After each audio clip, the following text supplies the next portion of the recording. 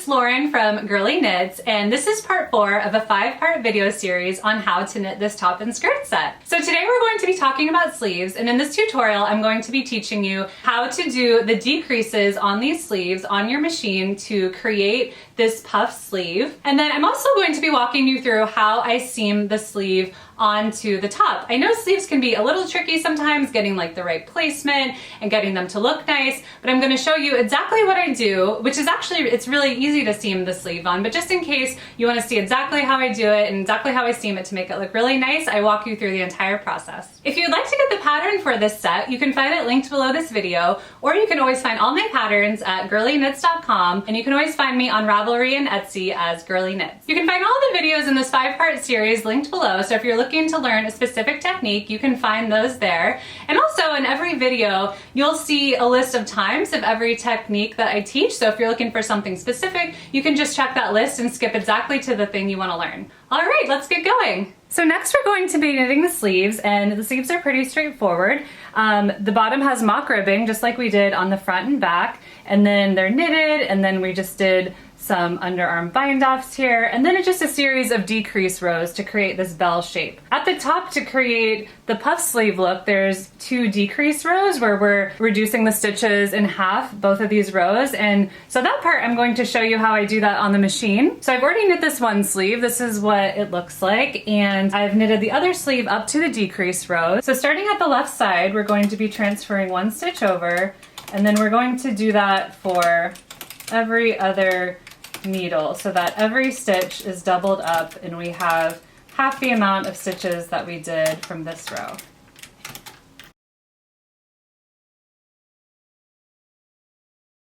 So when you're doing decreases across the row on a knitting machine, oftentimes it will have you transfer the stitches over so that there's no gaps. Although I find that if you just do one row like this, where you take all these needles out of work and you knit it, almost like with mock ribbing, you don't really notice it. I noticed this in a hat pattern that I was making where every other decrease row, it just had you knit with these out of work stitches, so you didn't have to do so many transfers. And as you can see, yeah, it doesn't really make a difference. Like in the end, you know, there might be like maybe ever so slightly more of a gap, but you're really not gonna see it once it's seamed to your top. And yeah, it's very unnoticeable. So, oops, got my knitting caught here. So to save a little bit of time for this row, we're just going to knit it across without transferring any stitches. And then for the second decrease row, we're going to do the same thing where we're doubling up every other stitch, going from left to right.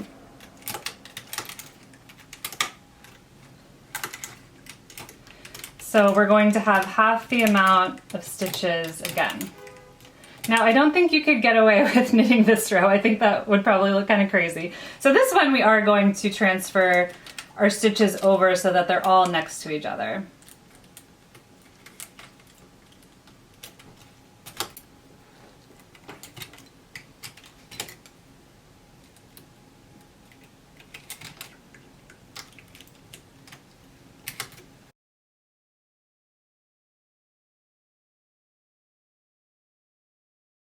We got one more, and I have 8 stitches total now. So we're just going to move all those other needles out of work and then just knit this last row.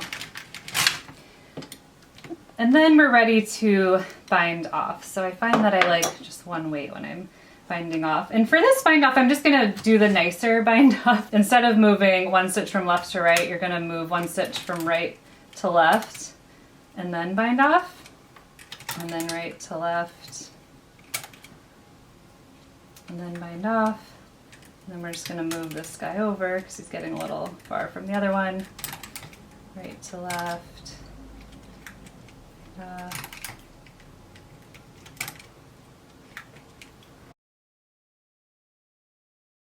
last stitch there, just a quick weight off. And then alright, so then we can just break our yarn.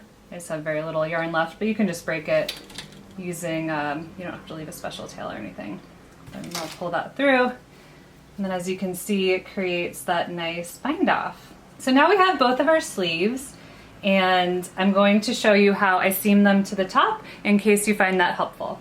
So I've just seamed one side of my top, and to do that I started at the inside of the mock ribbing using my cast on tail and just seamed all along here to the outside and then all the way up to the underarm bind off.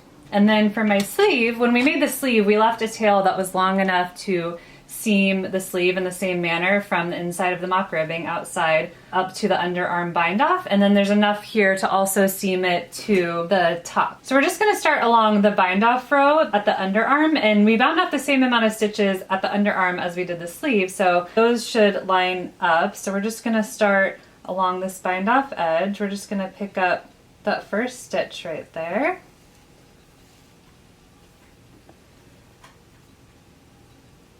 And then join it along the edge of the underarm, along that bind off.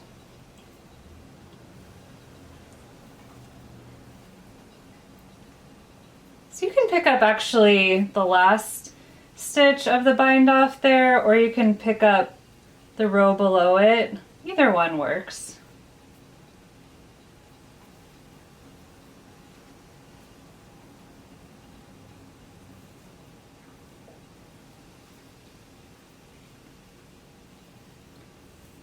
Okay, so I see we're getting to our last bind off stitch there, and then this guy here.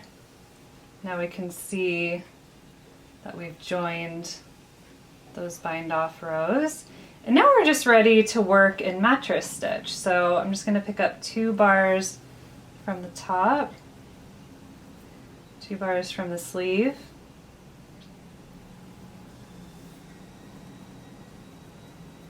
And we're just going to work in mattress stitch all the way up here until we get to that decrease row for the sleeve where we made the ruffle gather. There I'll show you how I seam it to the top, but until then we're just doing mattress stitch. Alright, so I've just reached the point where our selvage stitches end here. So where we did that first decrease row, I'm just going to go through this stitch right here. And then again grab 2 bars from the top. And then for the next one, I'm just going to go through this stitch here. And then 2 bars on this side. And then now we've reached the bind off row of the sleeve, and I'm just going to go ahead and skip that first bound off stitch because that's going to be like our selvage, and then we're just going to skip to the second one and go through that.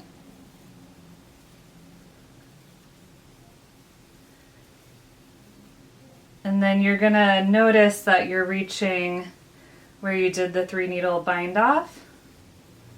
So on this next side, we're going to be going from one side of the top to the other. So when you jump over, you just want to make sure that again you're grabbing with selvage stitch. So I see this selvage stitch right here, so I'm going to go through these 2 bars right here. And then continue joining it with that bound off edge. And then when you reach that last bound off stitch, we're just going to skip over that again. And I'm just going to go ahead and pick up this stitch, oh, as he's here. And then to, what are you doing, Ezzy?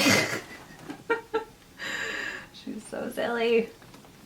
Okay.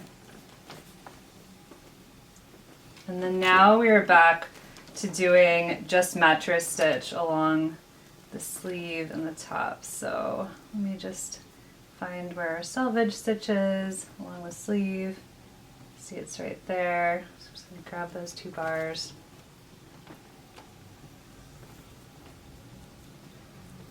And seam along this way. So the first sleeve I attached, I forgot to turn on the overhead camera. So this is actually the second sleeve, and when I finish this, we'll have 2 sleeves attached to our top. So you can see how the entire top looks. You know, there's a lot of snafus that happen when filming, and sometimes it's forgetting to hit record. But luckily we have 2 sleeves, so I got to do a do-over, so lucky me. Alright, so I'm just reaching the end here, and I see I have 2 bars on this side and then 1 bar on this side. So you know what, good enough.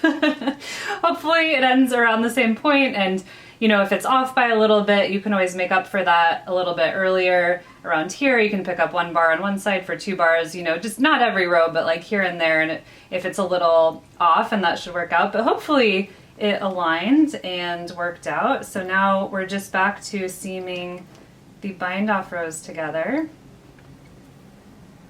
And we just got our last stitch here. And then that looks good, so we can just pull our yarn to the inside of our knitting, and then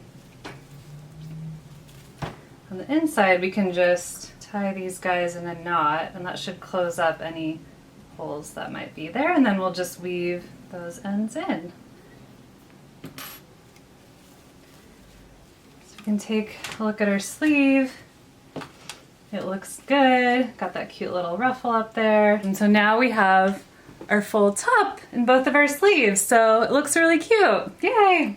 I hope you enjoyed this tutorial, and if you did make this top and skirt set, I would love to see what you made. Please share your photos on Ravelry or tag me on Instagram where I am Girly Knits. I would love to see your creations. And if you like this video, please let me know. Comment below and let me know what you think, and let me know what you'd like to learn next.